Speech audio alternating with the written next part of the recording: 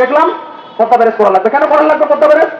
কারণ খাল কাটা হয়েছে, অনেকগুলো খাল কেটে ফেলা হয়েছে। এখন খাল তো খালি কাটলে হবে না, এখন তো কুমির নিয়ে আসতে হবে। আমরা জানি না এই কুমির কি হবে। এই কুমির এখানকার জনগণের ভাগ্যের উপর কি ধরনের প্রভাব ফেলবে আমরা জানি না। দুই ধরনের কুমির হতে পারে। অলরেডি আমরা এক ধরনের কুমিরের শিকার হয়েছি, সেটা হচ্ছে হামে আমাদের সন্তানরা মারা যাচ্ছে, আমরা দিশাহীন ভাবে আছি। আরেকটা কুমির হতে পারে খোদ শেখ হাসিনা ফিরে আসতে পারে, তাকে ফিরে আসার বন্দোবস্ত তৈরি করে দিতে পারে। এই তৈরি করার ক্ষেত্রে এইখানে এই বুর্জোয়ারাই থাকবে। বন্ধুরা বারবার সেটা থেকেছে, আপনারা দেখেছেন হাসিনার ফাঁসির অর্ডার হয়েছে, খুব এখানে মিষ্টি খাওয়া হয়েছে। আমি জানি না সত্যিকার হচ্ছে বাংলাদেশের জনগণের ভাগ্যে এই মিষ্টি ডুববে কিনা, না ডুবার সম্ভাবনায় অনেক বেশি। তার কারণ হচ্ছে বুর্জোয়ারা সবসময় বাটপারি করে। বুর্জোয়ারা বাটপারে রুমিন ফারহানা খুব চেষ্টা করলেন একটা চুক্তি নিয়ে কথা বলার জন্য। আপনারা জানেন ইতিমধ্যেই, আপনারা এটা নিয়ে লড়াই সংগ্রাম করছেন। এখানকার বামপন্থী বন্ধুরা, রাজনৈতিক সংগঠনগুলো এবং ছাত্র সংগঠনগুলো আন্দোলন করছেন। এই যে আমেরিকার সাথে চুক্তি করা হয়েছে, কৃষি ধ্বংস করার চুক্তি, পোল্ট্রি ফার্ম থেকে শুরু করে সমস্ত এখানকার শিল্প কলকারখানা নষ্ট করার যে চুক্তি করা হচ্ছে, এই যে নতুন নতুন পররাষ্ট্র নীতি, তার বিরুদ্ধে যখন আপনি দেখবেন সংসদে কোনো কথা হবে না। সবাই বারবার বলছে দিল্লি না ঢাকা, দিল্লি না ঢাকা, দিল্লি না ঢাকা, এত মুহুর্মুহু স্লোগান, গোলা ফেলে যাচ্ছে বন্ধুরা। কিন্তু দেখলেন সবাই মিলে ওয়াশিংটন পন্থী হয়ে গেলেন। ওয়াশিংটনের পক্ষে সবাই থাকলেন, বাংলাদেশের পক্ষে কেউই আর থাকতে পারলেন না। আমরা এইরকম একটা অবস্থায় পড়ে গেছি বন্ধুরা আমার। আমাদের বারবার গল্প শোনানো হলো, একটা ব্যাপক ভারত বিরোধী গল্প, যে ভারত কিভাবে আমাদেরকে উপনিবেশ বানাতে চায় তার গল্প। অবশ্যই সেই গল্প সত্য এবং সেই গল্পের বিরুদ্ধে লড়াই করা দরকার।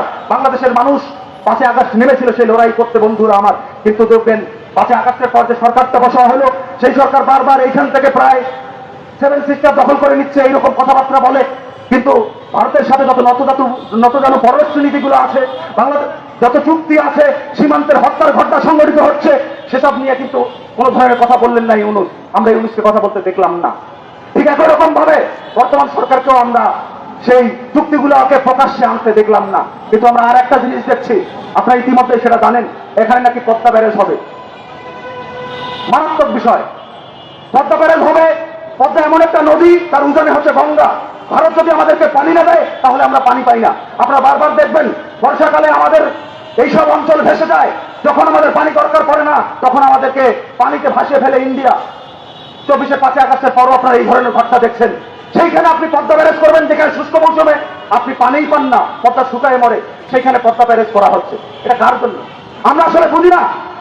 আমরা আসলে একই রকমের স্বার্থ দেখতে পাচ্ছি। এই যে ব্যারেজটা করা হবে, এখানে সাধারণ মানুষের লাভ কি, এখানে কস্ট বেনিফিট অ্যানালাইসিস করা হয়েছে কিনা সেই কথা কিন্তু প্রকাশ্য বলা হয় না।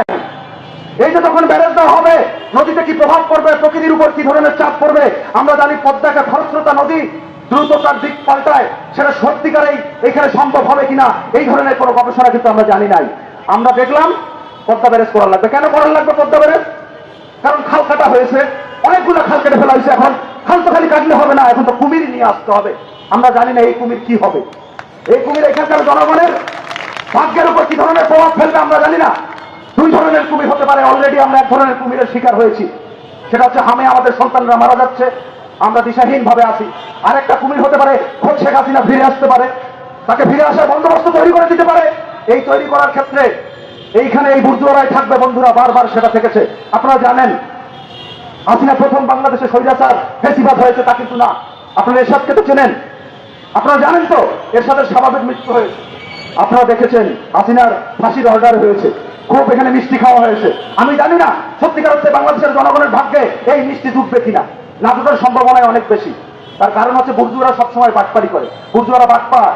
কারণ কিরকম বাটপারি হয়েছে আপনার বলি, এখানকার সর্বশ্রেষ্ঠ বুর্জোয়া শ্রেষ্ঠ বুর্জোয়া শেখ মুজিব, দেশ স্বাধীন হয়েছিল, ভুট্টোর সাথে তাকে কোলাকুলি করতে দেখছিলেন, কিন্তু আপনারা দেখেন নাই? কোলাকুলি কিন্তু তিনি করেছিলেন। এই যে রাজাকাররা আজ পর্যন্ত রাজনীতি করতে পারে, এই রাজনীতির পুনর্বাসন শুধুমাত্র বিএনপি করে যেত না, শেখ মুজিবও তো করেছিল। আপনারা সবাই সেসবের খবর জানেন।